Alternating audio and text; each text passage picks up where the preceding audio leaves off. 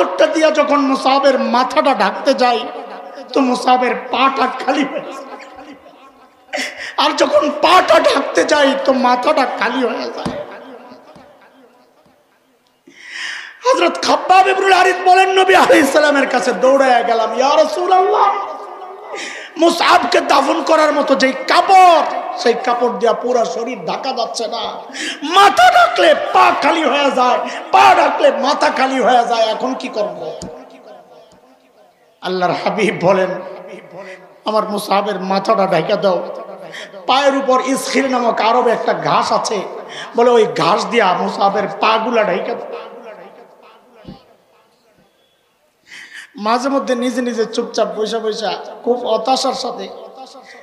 ভয়ও লাগে যে আহারে ওই এক টুকরা কাপড় সহ যদি মুসআব হাসরের মাঠে আমার সামনে দাঁড়ায়, হাসান জামিল জামা পরা ছিল,